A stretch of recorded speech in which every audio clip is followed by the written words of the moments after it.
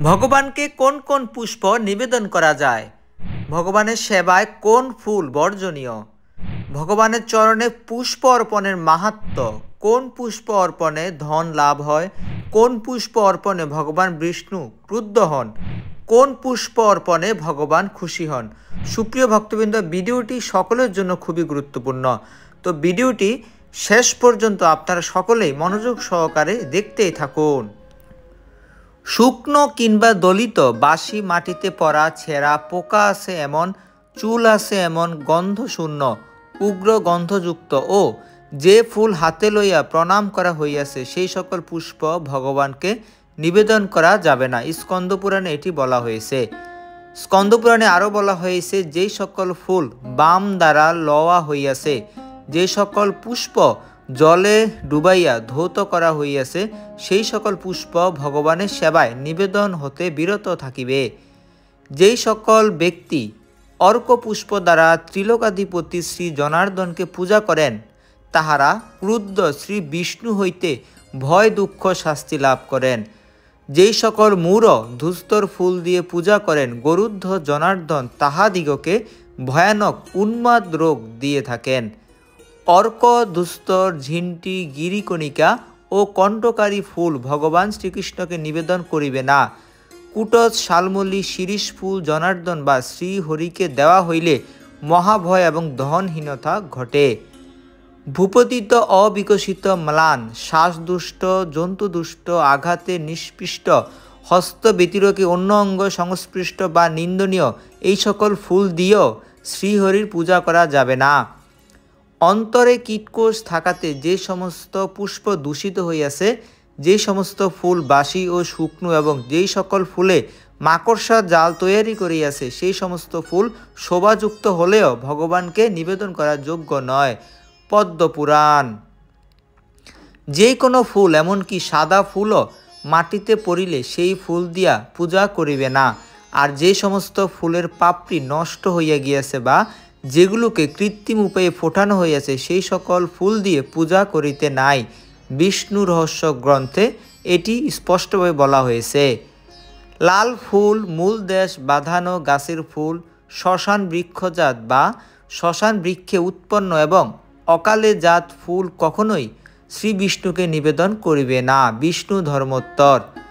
মৃত্তিকায় পতিত পুষ্প, তীব্র গন্ধি ও গন্ধহীন পুষ্প ভগবানকে নিবেদনের যোগ্য নয়।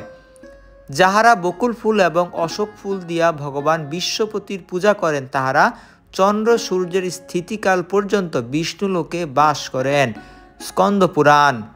যেই সকল মনুষ্য চম্পক অর্থাৎ চাপা পুষ্প দ্বারা ভক্তি সহকারে শ্রীহরির পূজা করেন, তাহাদিগকে সংসারে আর পুনরায় আসিতে হয় না। স্কন্দপুরাণ।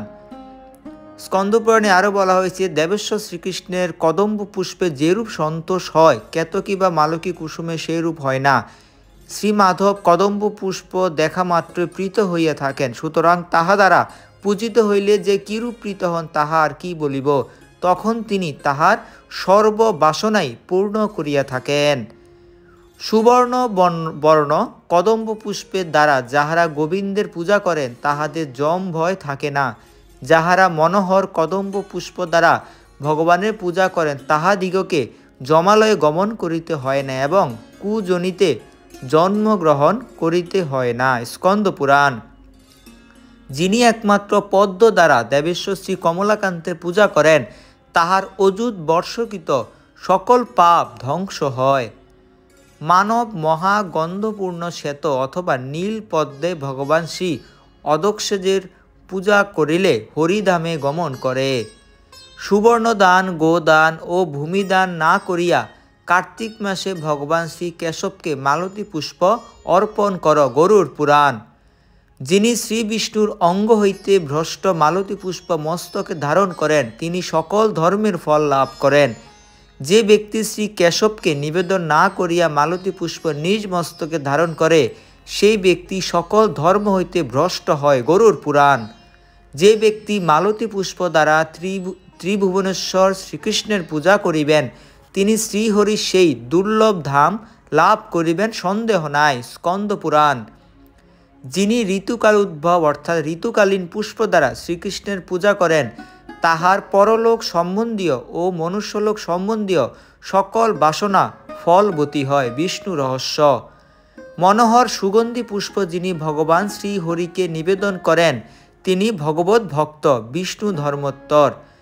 যিনি ন্যায় পথে অর্জিত ধন দ্বারা পুষ্প ক্রয় করিয়া শ্রী কেশবের পূজা করেন তিনি অধস্তন সপ্ত ও ঊর্ধ্বস্তন সপ্ত পুরুষকে উদ্ধার করেন।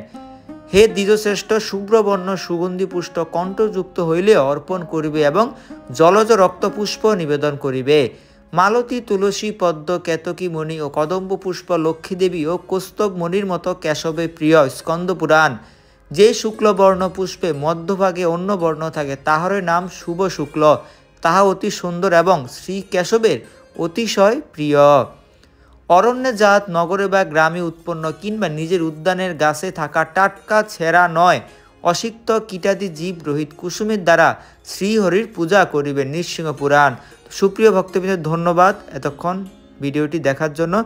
তো ভিডিওটি শেয়ার করে অন্য কেউ এই গুরুত্বপূর্ণ তথ্য জানতে সহযোগিতা করুন। হরে কৃষ্ণ।